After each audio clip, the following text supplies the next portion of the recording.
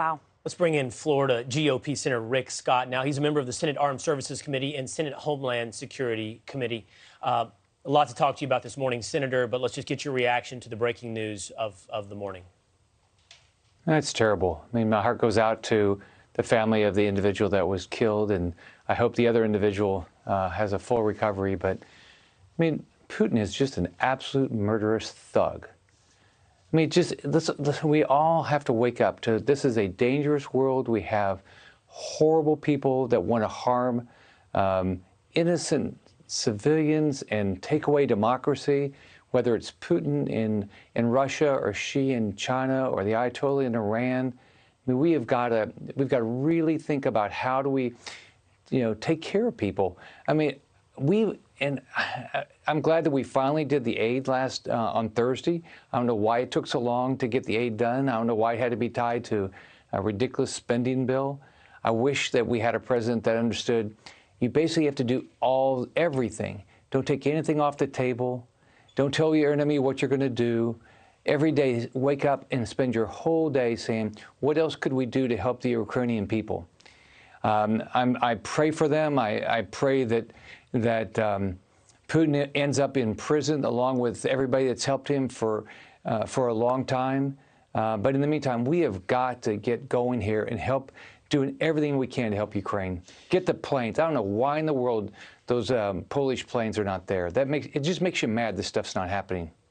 Senator, we've discussed that on this program, the rhetoric coming from Vladimir Putin, the threats that he's making of escalation, that he would target supply lines and weapons, likely planes, if they were brought in from Poland. And overnight, we are hearing reports that a military facility outside of Lviv, and that's on the far western part of the country, almost 12 miles from Poland, was attacked with rockets. Over 30 people killed, over 100 people wounded at this military training facility.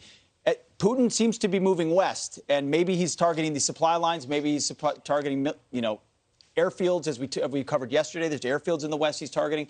But that idea of moving west means he's moving closer to Poland. Yeah. Well, first off, Putin doesn't dictate the terms of American support. We dictate the terms of American support. And Putin's going to, Putin's a thug. He's going to bully. He's going to do everything he can. We have to have an administration that says, look, we're going to help the Ukrainian people. Congress, we committed billions of dollars. That aid's got to get there. I'm still furious about the Polish planes. Those should have already been there to help the Ukrainian pilots. We have got to get going here. Biden is slow about everything. We have got to help them. And by the way, Putin doesn't dictate our terms. We dictate what we do. We're the strongest military in the world. We've got the strongest economy in the world. We dictate what we do, not Putin. Senator, do you have any information? There are reports, Pete was telling us earlier, that there were American forces training Ukrainian forces as recently as a month ago at this facility in western Ukraine that was bombed. The reports of 35 at a minimum, up to 200 potentially injured in this attack. Do you have any insight? You're on the Armed Services Committee as to what was going on at this facility. If not Americans, were there international troops? Was it a supply center for the Ukrainian military? What was going on right there at, I believe it's pronounced Yavoriv Military Training Center? Yeah. Well, it's my understanding that the Florida National Guard, we've got a great National Guard in our state, was helping training Ukrainians, preparing for this. I don't know if there's international forces there. For everybody that's lost their lives because of Putin's murderous acts, my heart goes out to them and their family. But I don't have additional information. I just hope the world wakes up and says, why in the God's green earth are we doing anything to help Russia? Why would we ever do anything to help communist China? Because we know they want to destroy our way of life. China wants to invade Taiwan. Are we putting ourselves in the position that all the sanctions that we've been able to do against Putin, and we still have more we should be doing, are we going to be able to do the same thing against communist China? Are we going to be dependent on them for pharmaceuticals or something? So we've got to wake up as Americans and say, we can't just rely on American military to do everything. We have got to do our part and make sure these economies, the Russian economy, the Chinese economy, are held accountable for what they've now, in the case of Russia, what they've done and what China is threatening to do in Taiwan. Yeah, well, Senator, I highly doubt that the corporations that have so quickly jumped on board to have sanctions and use financial tools of punishment against Russia will do the same with China, or at least not even close to that scale.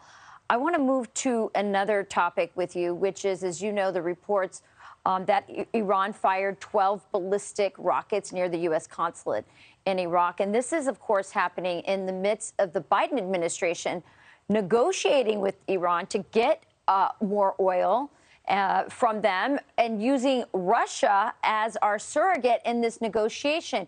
At what point does the administration just become so embarrassed that this is their strategy versus going to our own energy production, which is so abundant and we're so blessed with it? You know, Rachel, it's like a bad movie that we're going to have for next almost 3 years. I mean, you don't get it. What is this administration thinking about doing anything with Iran, at all, and letting Russia negotiate for us? And then they go down to meet with Maduro in Venezuela, a guy that's killing his own citizens, causing unrest throughout Latin America. I mean, who are these people? Where did they come from? I mean, do they have any? Are they thinking about Americans and our safety? Because these actions that they're taking, like doing something with Iran, which was going to hurt Israel, our ally. I mean, you can't. It makes no sense. They can't. And by the way, when I talk to them, they can't explain it. There's no explanation. I mean, they just want to sort of change the subject, but they can't explain it. So I just don't get it. I mean, it scares you to death that we got 3 more years of a president and an administration that is not thinking about putting America first. Yeah. Absolutely. Senator, thank you so much for joining us this morning. Senator Rick Scott, appreciate it. Thank you.